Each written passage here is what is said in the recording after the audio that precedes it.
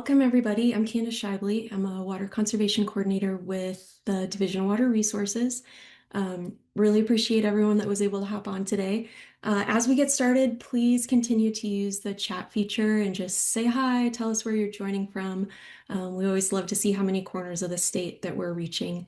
And then feel free to ask questions as we go through the presentation. There is a Q&A feature. If you could use that guy for questions, it just helps us stay a little bit more organized on the back end, make sure we don't miss anything. And again, don't hesitate to ask questions as we go. Just some quick background as to why we're doing these monthly events. The goal is to support people that are planning and establishing and maintaining waterwise or water efficient landscapes. It's very different than lawn, so we're hoping these are helpful. Also, we're hoping to complement the landscape incentive program, which offers up to $3 per square foot for lawn that's replaced with water efficient landscaping. This price point does vary by location, so hopefully the tools on the screen can help you determine both eligibility and program guidelines.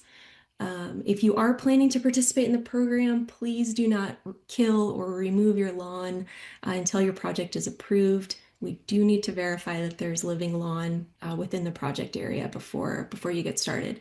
There will be a survey that auto-generates after this event. Please take a minute to tell us just how we're doing and share some feedback. We always love hearing from you guys.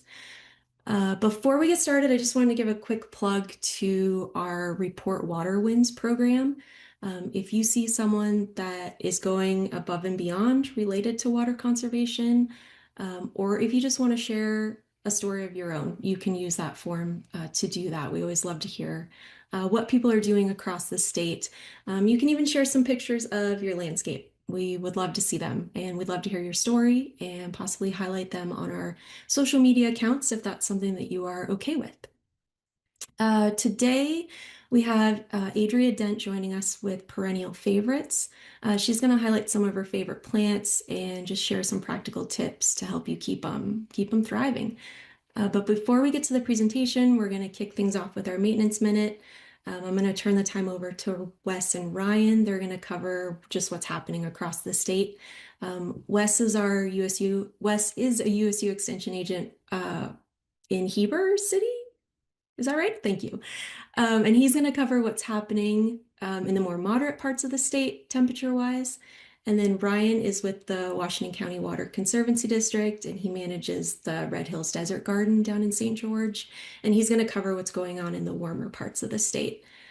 So let's go ahead and start with Wes, and I'll turn the time over to you. Okay, perfect. Thanks, Candace. So this first point here, I've been seeing a lot actually, and maybe it's just because I'm paying more attention, but a lot of people seem to be pruning in the fall, and I get a lot of questions. Well, with my fall cleanup, which I know you'll be delving in deeper more next month, but can I start pruning all my trees? Or pruning bushes and whatnot. And in general, in the fall, I would say the only things that you should really be pruning out are those branches that are dead, diseased, or that they're posing a hazard. Otherwise, I'd recommend waiting until that late winter, early spring period to do the pruning. And that's just because, pruning's a wound on these perennials, and we want to focus on getting acclimated and ready for that winter, as opposed to having that wound repair.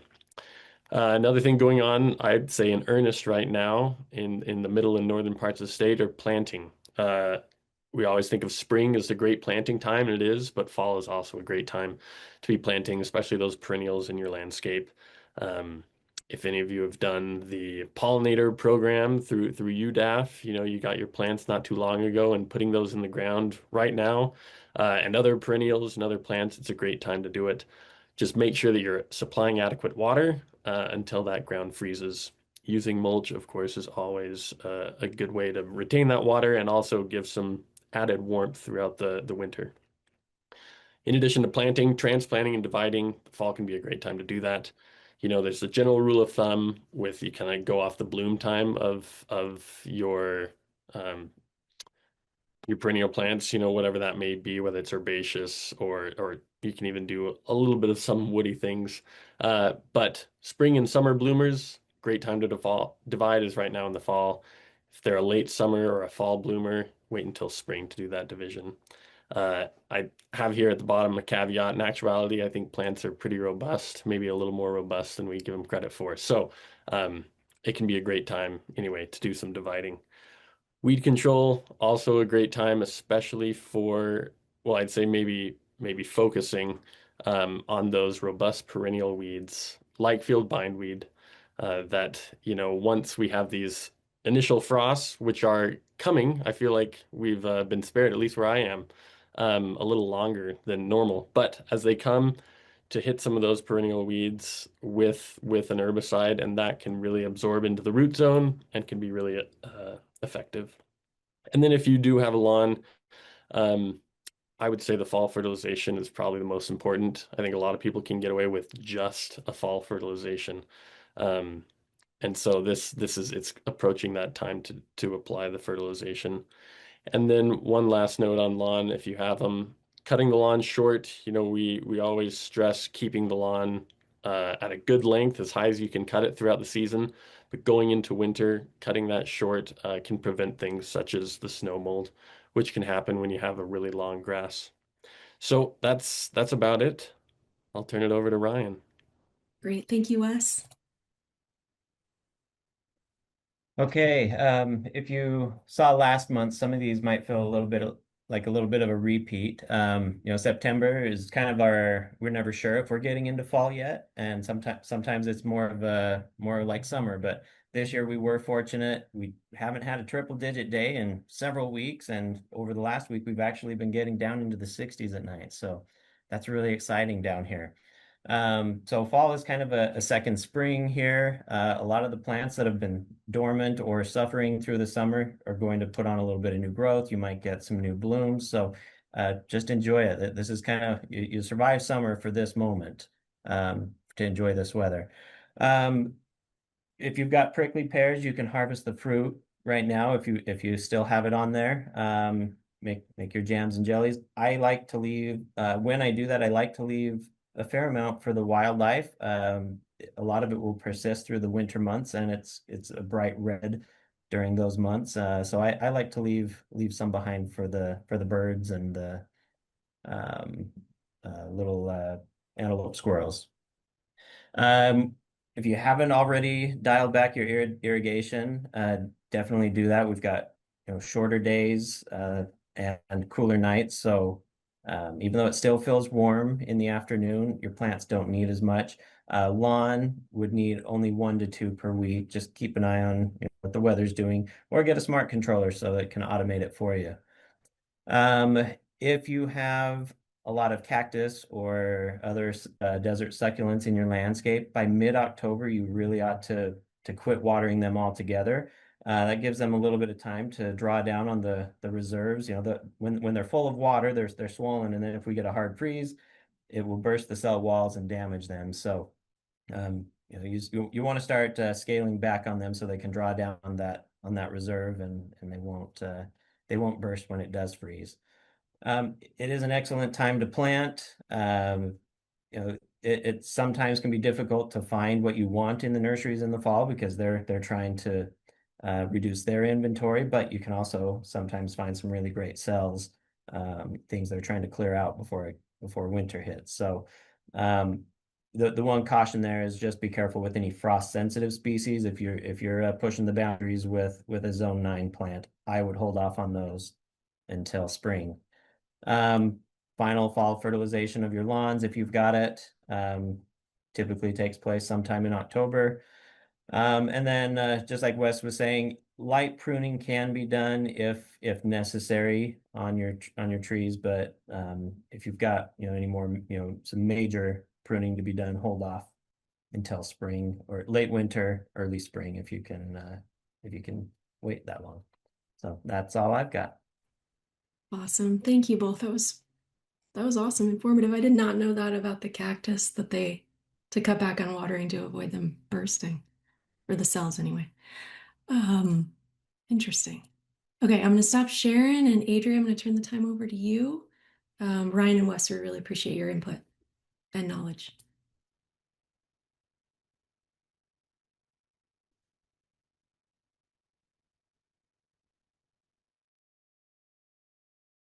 Hey, can you guys see that okay then? All right. Well, thank you. My name's Adrea Dent. I am with Perennial Favorites. We're a wholesale perennial and shrub and annual nursery, and we're just located in Layton. So we've got we don't do retail, we just do wholesale, and we do some shipping to all over Utah, kind of the Intermountain West area. So I'm going to try to focus on some of the plants that are just some of my favorite plants that are a lot of the ones that do great here in northern Utah. So um, give you a little bit of background on me. My background's landscape architecture and horticulture, and then I've known Candace for a while. We worked at USU together at the Center for Water Efficient Landscaping. So we're having a little deja vu moment. We did some webinars before for Center for Water Efficient Landscaping. So it's great to be back and still working in the same field, doing low water, cool plants. Um, so I've worked with Perennial Favorites just about two years now, and I'm the director over the perennial growing operation. So figuring out what we're growing, when we're growing, stuff like that. So this is going to be a little bit tricky walking you through some of my favorite plants because this could be um, a very long, uh, long presentation, but I'm trying to rein it in. So I've kind of divided up the presentation into plants for different areas of the yard. So we'll start with kind of some of my favorite plants for back of the border, then some of the mid-border plants, and then some of the lower ones that do well in the front of the border or for park strips. I know that's a big thing with turf replacement programs is tearing out that unusable or kind of useless turf in the park strips and replacing it with something a little bit more colorful, a little more drought tolerant, and also great for pollinators and stuff like that too. So um, I also wanted to go over a couple different ground cover options too. So there's kind of two types in my mind, the turf replacement ones, which are more like lower ones that people can walk on, or the large scale ground covers. So we'll kind of walk through a few options for some of those as well. So starting with some of the back of the border plants, this is one of my favorite plants. It's fern bush, and the Latin name is so fun to say as well too. So it's Camibadiaria millefolium, and it's a native plant. It's really drought tolerant. Um, it's a great size too. It's not too big. It can get up to like 4 or 5 feet tall, 4 feet across. It kind of checks all the boxes. It's drought tolerant, pollinator plant. It's got that nice fragrant bloom on it as well. Um, it's a really low maintenance plant too. So when we were talking about pruning earlier, this is one you can get by without pruning quite very often. So maybe just every other year, I think I was cutting back some of the seed heads and stuff like that. So it is a great addition to the low water landscape. Another one of my favorite plants for the like shrub type plants is they're still a smaller shrub, but it's a blue mist spirea, Caryopteris. So the thing I love about this is it's got that late season color. I don't know if you've noticed any in the landscape right now, but they are in full glory. And they've got these, there's a couple different, I've even seen a pink one too, but the ones that we usually have around here are kind of the blue and dark blue ones. They're great pollinator plants. They're just usually buzzing with bees when they are blooming. And then I also like the seed heads for the winter as well. If you leave them on, they do reseed a little bit. So you can either shear these back, like shear off the flowers so they don't go to seed, or even after a couple years, if it gets too big for its space, you can kind of cut it down a little bit too. But it's not one that really needs that much maintenance either. So I like that. Takes up space, low maintenance. And here's a close-up of the flower too. It's got some really nice, nice blue color flowers. Another one that's a little bit scrappy, but I really like it. It's the Apache Plume, and I spelled that wrong. I just realized that. Apache Plume, not Apache Plu. So it's got these really unique seed heads. These are when it's gone to seed. It's got white flowers on it in this spring, summer, probably early summer. But it's got this long season of interest as well because these go to seed and these kind of crazy Dr. Seuss looking kind of seed heads on it. So it's definitely, because of its kind of scraggly shape, I would put it in the back of the border. But it does kind of, those seed heads really catch that light too. So think about it when you're placing it so you can kind of get some backlighting on it as well. Hacking it back all the way to the ground kind of can kill it, especially up north. So it's one that you can kind of lightly shear back on that one. And if it does get a little too out of shape, you can you can prune it hard, but not prune it all the way down to the ground. So here's a close-up of the seed head on that as well. Another back of the border one, more of a small tree. In northern Utah, it can die all the way back to the ground, so it's kind of a multi-stem shrub. But there's a few different options. This is the desert willow, Chelopsis linearis, and there's some great ones down in southern Utah too. I know they've got some down at Ryan's Garden, which I just spaced the name on in St. George. Red Hills Desert Garden, that's what it is. Yeah, but if you've ever visited that garden, that's got some really cool Chelopsis there. So there's a few different colors on that one as well. The one here in the picture is called Hope, and it's a white Chelopsis. And this one is Everpink, and there's even sort of some more burgundy color ones as well. So it's a great addition. I lived in Logan for quite a while, and it was sort of a borderline shrub tree there, but there were some places in sheltered environments that you could put it. And if it did die back, you could grow it from the base again too. So it's worth it for those cool flowers. And obviously it's a pollinator plant as well with flowers like that. So another kind of back of the border plant. This is a tall grass. There's some really substantial grasses, I think, that look great in the back of the border. And this is one of them. It's called Indian grass, the sorghastum. It is kind of got this nice blue-green foliage on it. And then this was one that was in our trial garden. I just took a picture of it yesterday. It's got these nice seed heads this time of year. So that one's a native plant as well. It's got some food benefits for some of the birds as well.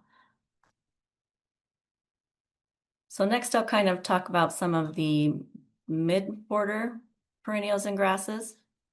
Also, you can see that Indian grass right there in the middle too.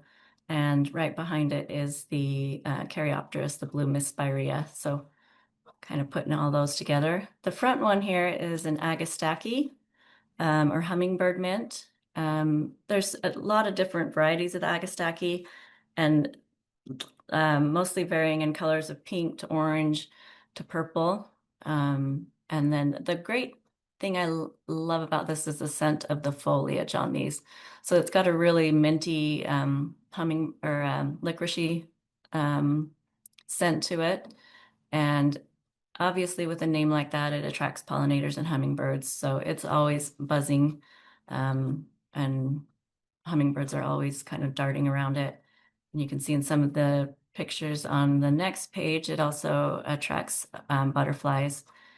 So there's a lot of different varieties of it. You can see all the different colors here. Agastache rupestris is probably the most common one. Some of the shorter ones are a little bit shorter lived, but like short-lived perennials. So they're going to last like 2 or 3 years in the garden and maybe reseed a little bit. But even for the short term, I think they're worth it. I wanted to share one of my favorite plants that is not as, it's a little bit harder to find. We're starting to grow more of it with Perennial Favorites, but I was out at Denver this summer, and saw these here. Let me see if I can, got a little video here, so this is the Denver Botanic Garden. And once you kind of see these in motion, they're pretty show-stopping too. So it's called Stipa barbata, and it's silver feather grass. You can see those long awns on them, just kind of catch every sort of movement, they catch the sunlight. They're just a really great plant. They're also really early compared to most other grasses. So this is June in the garden. I had these up in Logan as well, and they were bloomed out by sort of end of June when other grasses are kind of taking over too. So other ones since this is a little bit harder to find, other ones that are easier to find that look great as sort of that mid border grass or blue oak grass, which is a great plant too. It's got sort of a nice blue texture on it, little blue stems and blue boulder fescue. Apparently I really like blue grasses, it sounds like. A couple other mid-border plants, autumn sage. So there's Salvia greggii, and there's a lot of hybrids, greggii hybrids. This one's called ultraviolet, which is a zone 6. We've had it in our trial garden a couple winters too, but there's a lot of great colors on the salvias as well, from like dark pink, there's cold hardy pinks, there's dark purples, and even like the autumn salvia reptans, which are blue colors as well. So those are some of my favorite sort of mid-border ones. And then the front of the border, these are also really good for park strips and stuff as well, because they don't get very big. This one in the front, this reddish one, is called Salcenaria or Epilobium, also called hummingbird trumpet. So that's another one. You can see those tubular flowers on there are going to be really popular with hummingbirds. There's a lot of different Salcenarias too, ranging from pink to red to orange, even a couple of white varieties too. So I think we grow 6 or 7 at our nursery, and they're early to come up as far as the foliage. The foliage looks good for most of the summer. And then they're blooming right now in the garden. They're kind of full on flowering right now. So this is a California one. The other one I really like is just the orange carpet. It's a really common one that's easy to find too. So there's a few different sizes on them too, but most of them are low growing and sprawling. And these can all just be cut back to the ground in the winter or in late fall for the winter. So, and if you miss that in the spring too, they're easy to clean up in the spring. They kind of break off at the base. Another front of the border one, this is another one of my favorite plants, is the skullcap. It's Scutellaria. It's really long blooming, and I never have pictures that do it justice, but it just seems to be this little purple ball most of the year. So it's one that I wouldn't really cut back all the way to the ground. I would just shear the flowers on that one. It's kind of more of a sub-shrub, almost like a lavender. But that's a really good one too. And there's also a pinkish one called cherry skullcap. And I wanted to show one that's a little less available, but it's one I'm really starting to grow fond of. And again, I haven't been able to take a good picture of this one either. It's called flame flower, Femaranthus. They sell this one through High Country Gardens. It has it looks like a little succulent when you first see it, but then in the summer it sends up these really long spikes with these dainty little pink flowers on the top. And they're not open all day either, so it's kind of hard to catch them, but late afternoon they start to open up to this really pink color, but they just kind of reseed. They're really cheery looking. So it's one that I think is worth seeking out.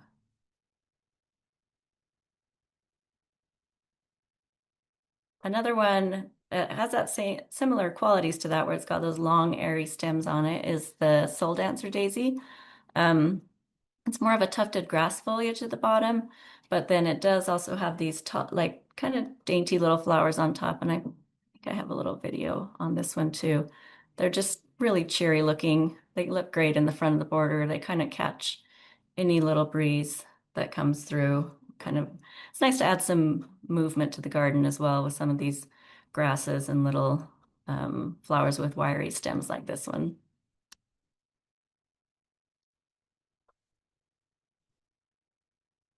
Then I know we're talking a lot about turf replacement programs lately. So um, turf does take a lot of water, but some of the reasons that we have it there is because we want to step on it, and for traffic areas too. So it is nice to be able to replace it with something low, something steppable. Um, so I wanted to go over a few different options that I've seen that have worked really well. So I would also really suggest checking out your local demonstration gardens. I was just up at Weber Basin, that's where this picture was taken from. Weber Basin Water Conservation District up in Layton. And they've got all these sort of demonstrated out there, so you can get a feel for what would work in your landscape, how they feel to walk on them. Some of them definitely handle a little more traffic, and some of them are more just for low growing. So I would recommend kind of seeing how they look on that large scale before trying them in your yard. But there's a few that work really well. The Veronicas, the Times, even there's some low growing yarrows that work really good as lawn replacements, and also a few sedums that I've seen in different trial gardens. So one of them that looks that covers checks all the boxes for a lawn replacement as far as color, low maintenance. This one, this is pink chintz thyme. The nice thing about some of these too is once they're established, they're pretty thick and they suppress weeds like a lawn would do too. So these lower growing ones, you can kind of just mow them down after flowering once a year. There are some times too that don't need as much maintenance. They don't have that much flower on them that they would cause that much of a problem. So this is the woolly thyme. This one I saw this one at the conservation garden as well. And this one's really nice. It is also just really soft to walk on and stuff too, and has that nice blue-green foliage on it.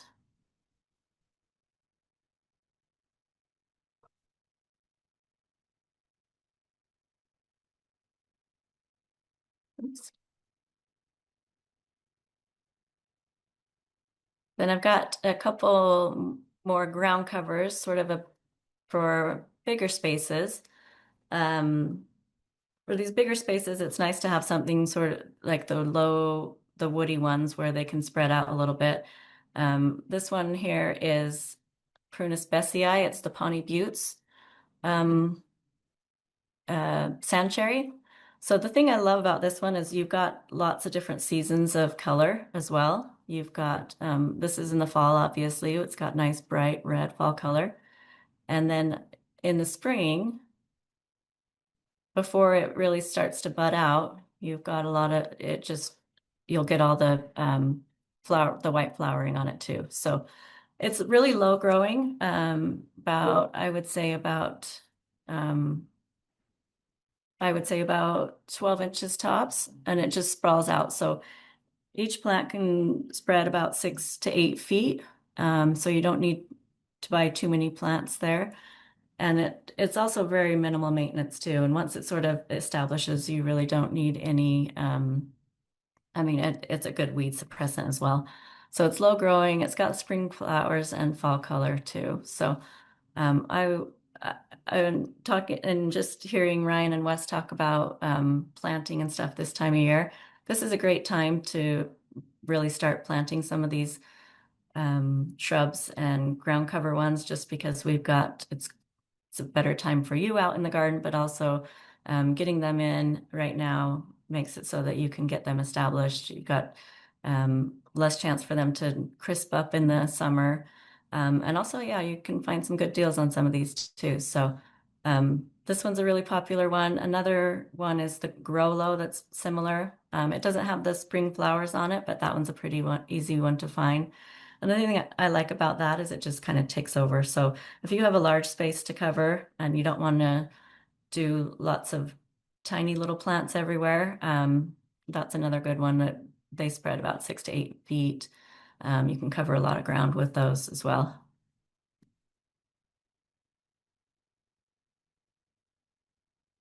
Another one of my favorite grasses is the Atlas fescue.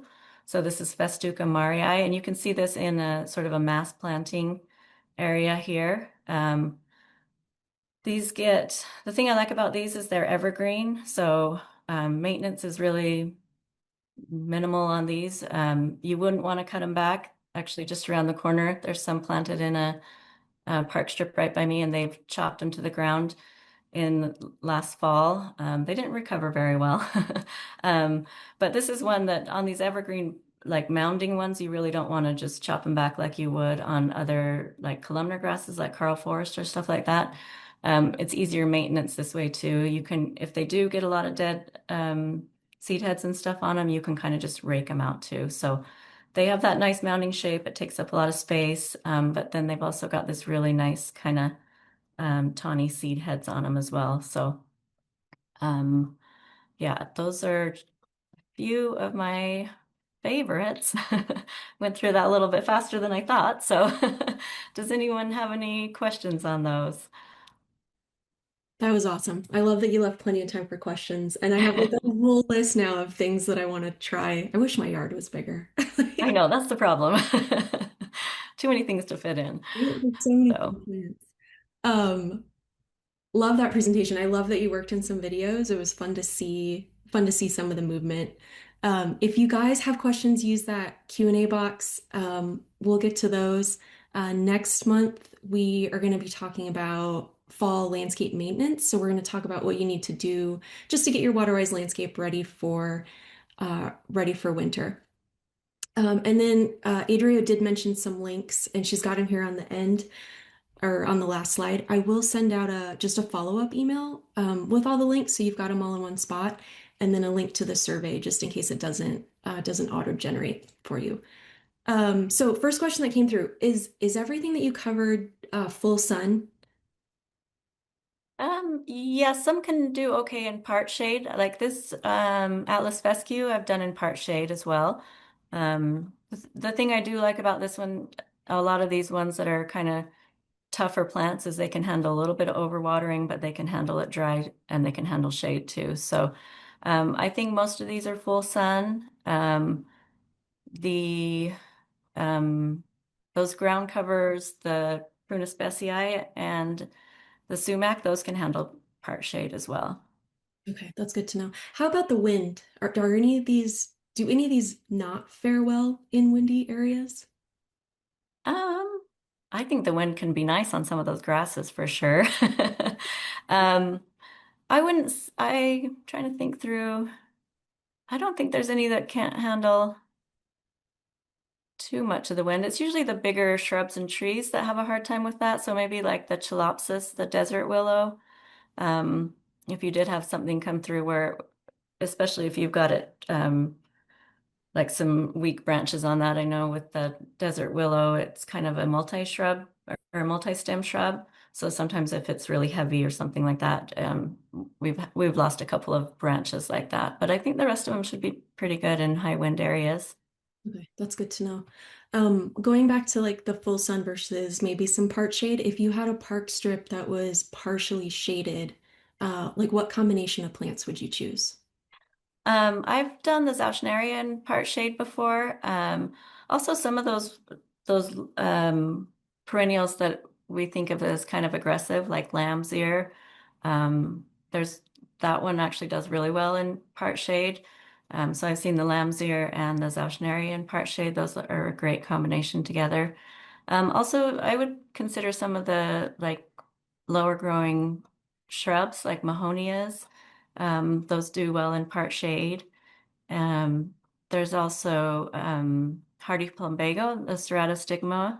I don't know if I don't think I have a picture.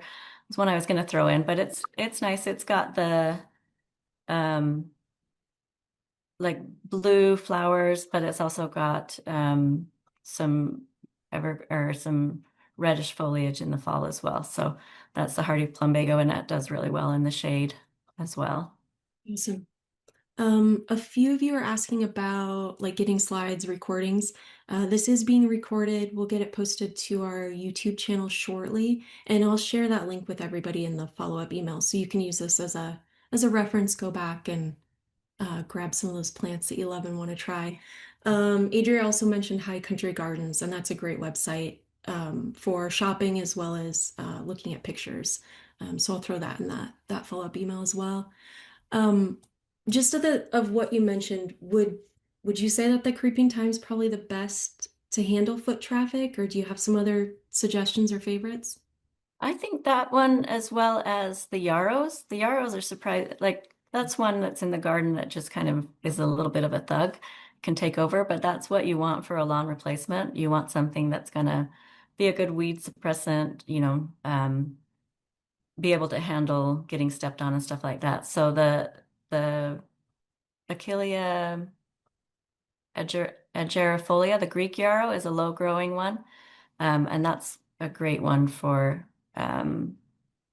foot traffic. So those times and the yarrows, I think, are my favorite ones. Okay. How would that do as an orchard floor instead of grass? I think that would, I've seen it, the taller ones as an orchard. And that's a nice one too, because you do get a lot of flowers on that. So you'll get bees in and stuff for pollinating for orchards as well. So I think you wouldn't even need the super low growing one for an orchard sort of turf.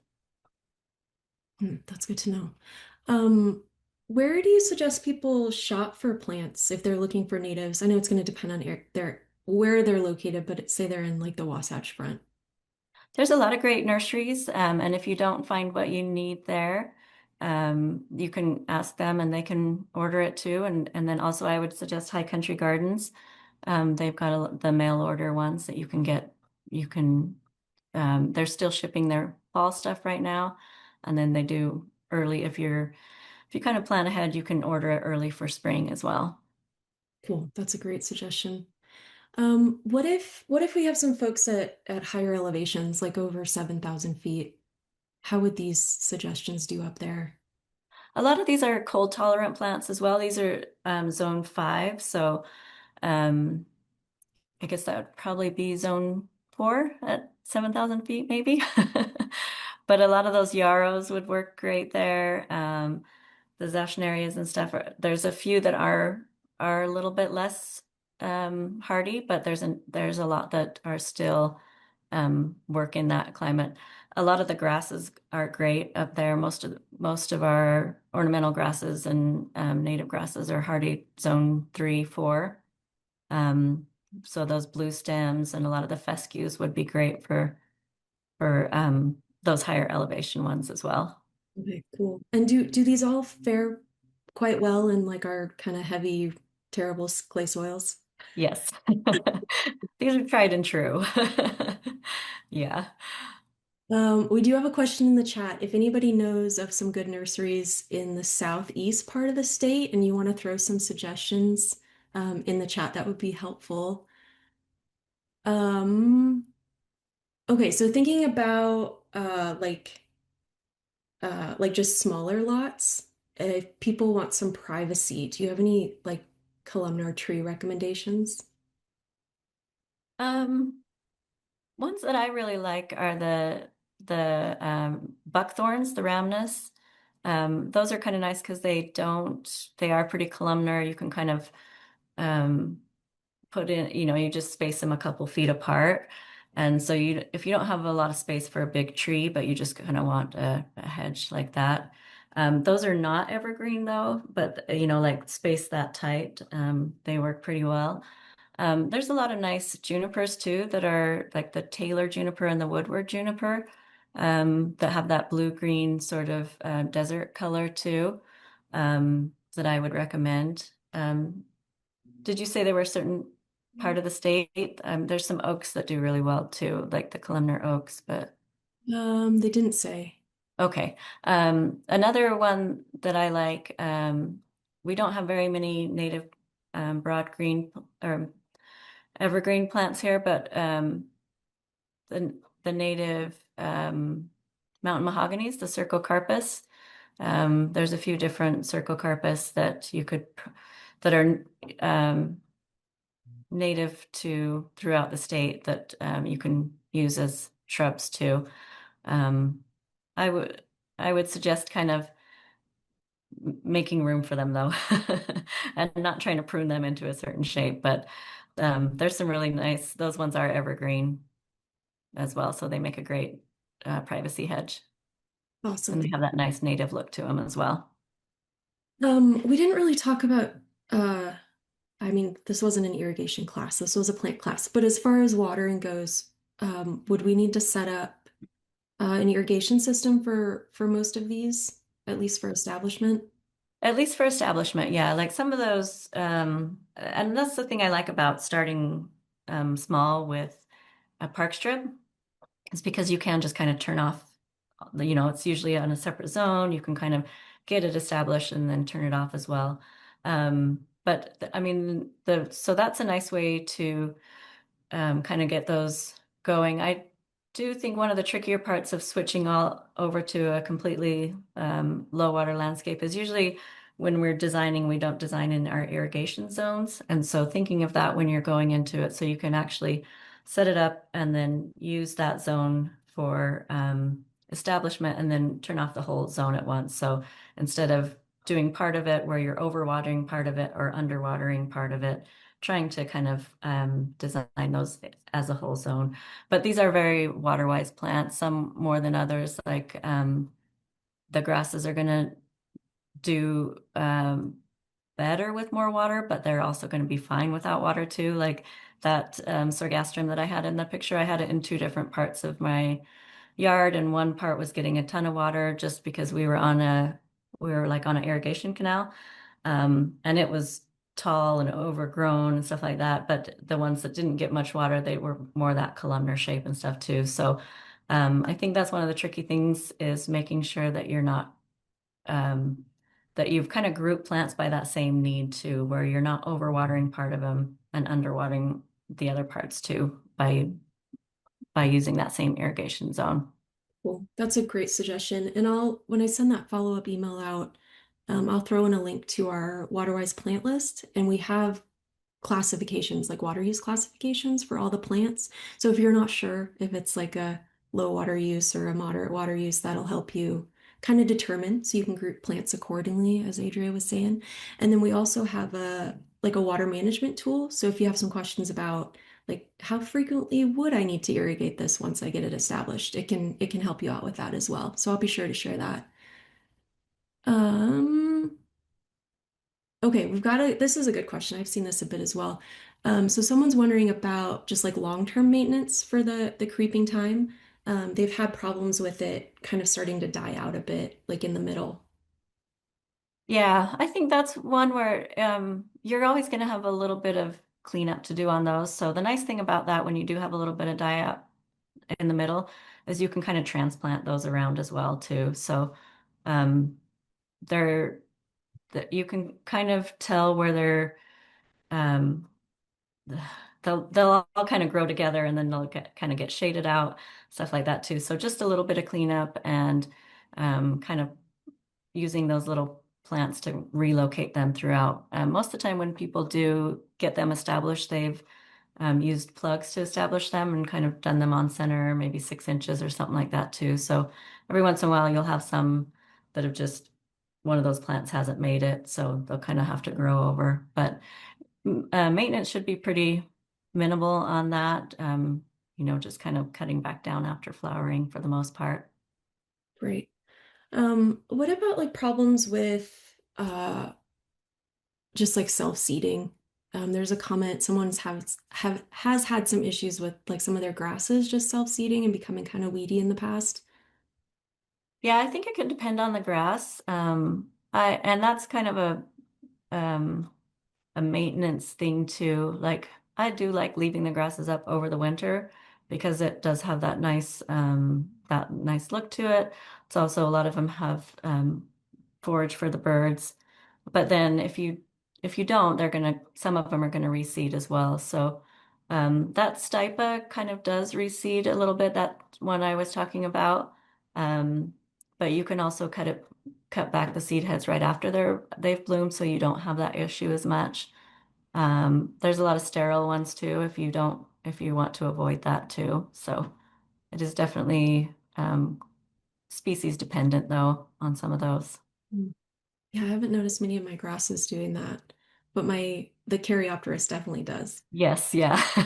And I go back and forth on that one too because I love how the seed heads look in the winter, but then you have to kind of deal with it later. So yeah. They're kind of fun. They do, I mean, like I've definitely dug some up and transplanted them and just get Yeah. ones. Yeah, free plants. Okay, let me just go back through.